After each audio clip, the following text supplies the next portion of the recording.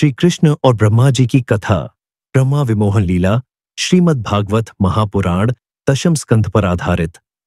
वृंदावन, जहां हर कण में प्रेम की सुगंध है, जहां हर वृक्ष श्री कृष्ण का नाम जपता है, यही वह पावन भूमि है जहां भगवान स्वयं बालक बनकर अवतरित हुए और अपनी बाल लीलाओं से सृष्टि को यह सिखाया कि ईश्वर सरल है, प्रेममय है और सबसे अधिक नम्र है।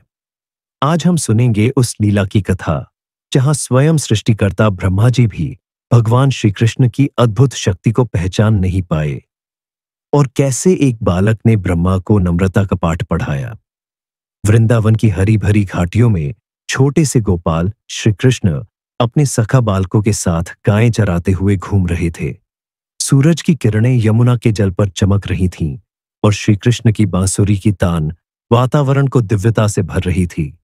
वे अपने मित्रों सुदामा, श्रीदामा, मधुमंगल, सुबल के साथ खेलते, हंसते, कभी मिट्टी में लौटते, कभी वृक्षों पर चढ़कर फल तोड़ते। उनकी मासूमियत में ही भगवान की पूर्णता झलकती थी। अब कथा पहुंचती है ब्रह्मलोक तक, जहां ब्रह्मा जी, सृष्टि के रचयिता, अपने लोक से इस दृश्य को देख रहे थे। उन्होंने देखा कि यह वही कृष्ण है जिन्हें देवता परमेश्वर कहकर पूजा करते हैं, और वही बालक अब वृंदावन में मिट्टी में खेल रहा है, गायों के पीछे दौड़ रहा है और अपने मित्रों के साथ हंसी मजाक कर रहा है। ब्रह्मा जी मन में, यह कैसा अद्भुत दृश्य है। क्या ये वास्तव में वही विष्णु है जिनके नाभि कमल से मैंने जन्म लिया? क्या ये सच में वही परम पुरुष है या कोई साधारण मनुष्य रूपी मायावी बालक? उनके मन में संदेह उत्पन्न हुआ। वे सोचने लगे, मैं परीक्षा लूंगा इस बालक की। अगर ये सच में भगवान है तो मेरी माया के जाल में कैसे फंसेगा? एक दिन जब श्री कृष्ण अपने सखा बालकों और गायों के साथ यमुना तट पर भोजन कर रहे थे, ब्रह्मा जी वहां प्रकट हुए, लेकिन अदृश्य रूप में। उन्होंने अपने दिव्य योग बल से सभी गायों और गोपाल बालकों को माया से अदृश्य कर दिया और उन्हें अपने ब्रह्मलोक में पहुंचा दिया। अब उस भूमि पर केवल श्री कृष्ण अकेले रह गए। ब्रह्मा जी हंस पड़े। देखें अब ये बालक क्या करता है। श्री कृष्ण ने चारों ओर देखा। गायें नहीं, सखा नहीं, परंतु उनके मुख पर मुस्कान थी, क्योंकि उन्हें सब ज्ञात था। क्षण भर में उन्होंने अपनी योग्य माया से हर गोपाल और हर गाय का समान रूप धारण कर लिया। हर गोपाल उसी तरह बात करता, हंसता, गाता जैसे असली। हर गाय वही प्रेम भरी आंखें लिए श्री कृष्ण को निहार रही थी। इस तरह पूरा 1 वर्ष बीत गया। वृंदावन के किसी व्यक्ति को पता भी नहीं चला कि यह सब सृष्टिकर्ता की लीला का परिणाम है। नंद बाबा, यशोदा माँ और सारी गोपियां पहले से भी अधिक प्रेम से भर गईं।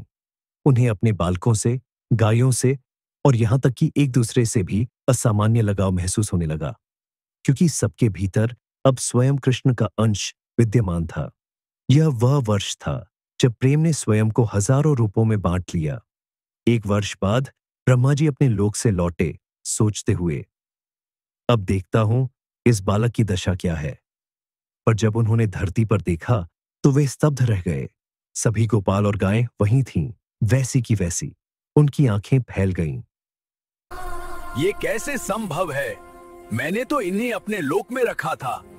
उन्होंने अपने दिव्य नेत्र खोले और तब देखा, हर गोपाल, हर गाय, हर वृक्ष, हर कण में भगवान विष्णु का विराट स्वरूप प्रकट है।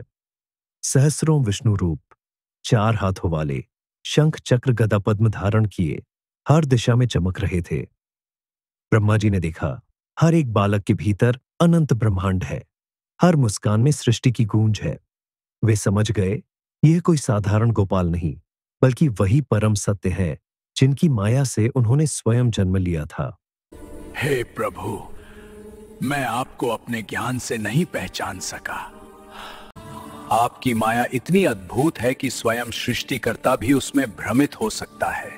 मैं अहंकार में डूबा रहा, सोचता रहा कि मैं सृष्टि का रचयिता हूं। पर आज जाना कि सृजन, पालन और संहार सब आप ही हैं। हे ब्रह्मा, तुमने मेरा अपमान नहीं किया। ये सब मेरी लीला थी, ताकि संसार को पता चले कि अहंकार कितना सूक्ष्म होता है।